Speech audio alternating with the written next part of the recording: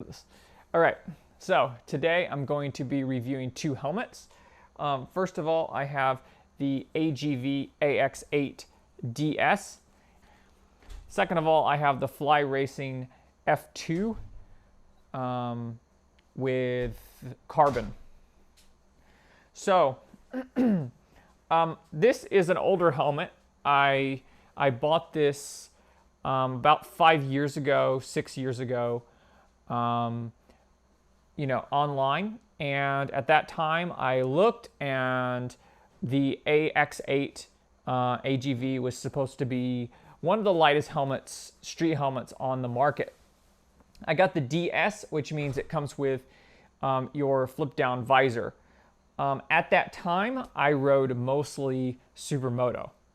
And actually, when I first got it, I had a CBR 250R,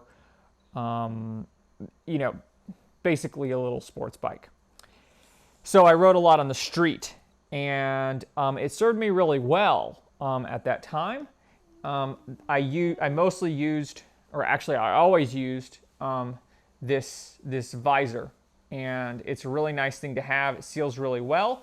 When you flip it down, the wind noise goes drastically down. It's great when you're going faster. I thought the airflow was quite nice.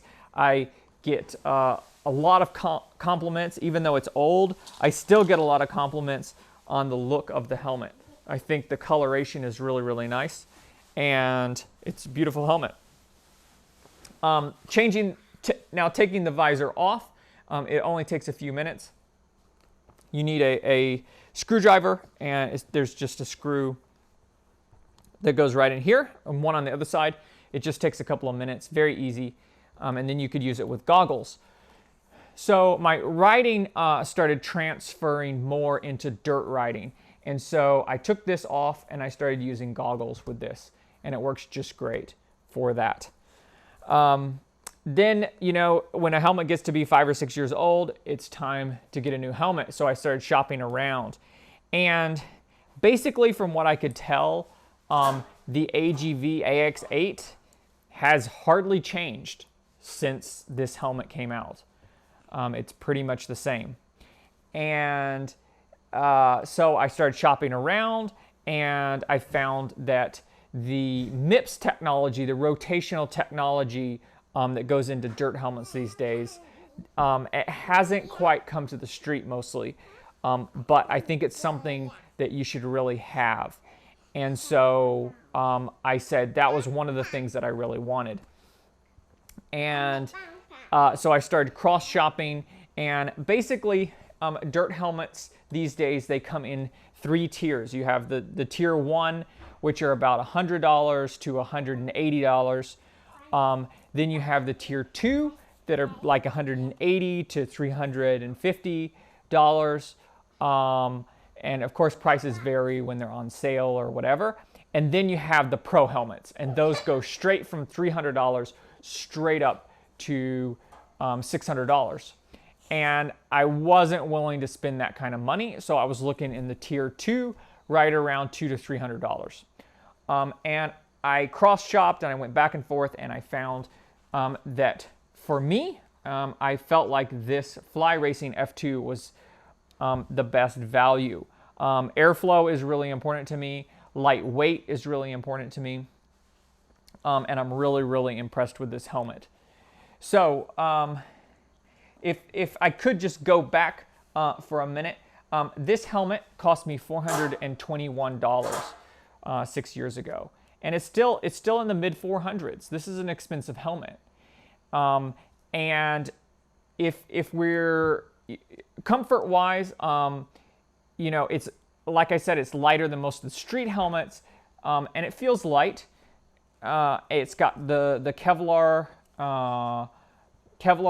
composite weave shell on it.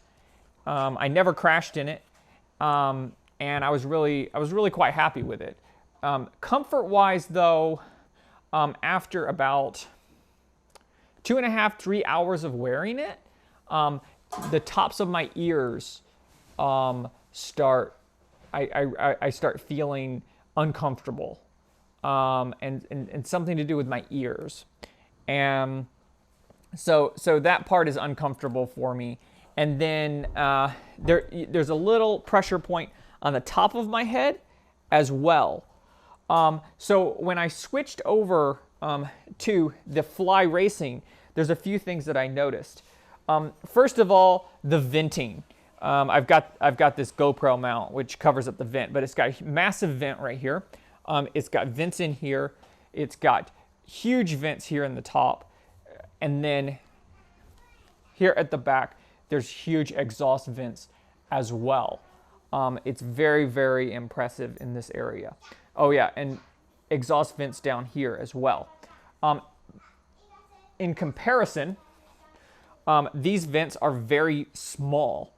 The latch system is a little bit hard to operate. You have two vents here in the front. You have two tiny ones back here, and then like basically non-existent ones down here on the bottom. And then you've got this latch mechanism here. And I guess the idea is that you need to be able to keep the wind out, keep the water out when it's raining, that sort of thing, which it does pretty well. But the airflow on this is not anywhere near the airflow that you're gonna get out of this helmet right here. Much better. So the other area is comfort. The cheek pads and the padding in this is so much softer, so much thicker than this. It's just more comfortable straight away on your face. The ear cutouts are really large in this, so I don't have the discomfort around my ears. The speakers for my communicator fit in there much better. They're louder, easier to hear in this one than in this one. The big reason why I picked the fly racing over the competition is the inclusion of a carbon fiber shell. So at this price point, at $220, this is the only helmet that offers a carbon fiber shell. And let me tell you, it is noticeable. When you hold it in your hands, you don't notice the difference so much because this one is a Kevlar composite shell. But when you put it on your head and you go to turn your head, you notice a huge difference.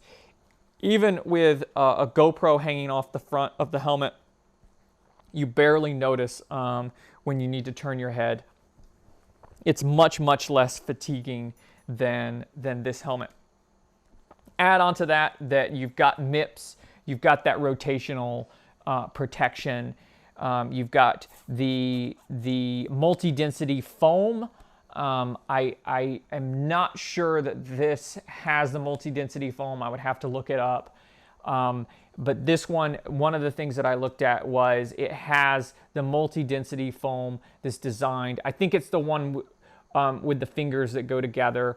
And it's designed for light impacts and then also hard impacts as well, which the older helmets, they were just designed for harder impacts. So they've really taken a huge step forward in safety. And then you add in airflow, you add in lightness, and for $200 cheaper than this helmet, and this helmet is just a really, really good deal when you think about it. The mid-level helmets have really taken a big step forward, and for me and my uses, I don't need the $600 helmet. I'm very happy with this. I was cross-shopping it against the Fox V3 the Fox V2 and the Troy Lee Designs SE3. I like the look of the Fox a lot, but I was not able to hold one in my hand.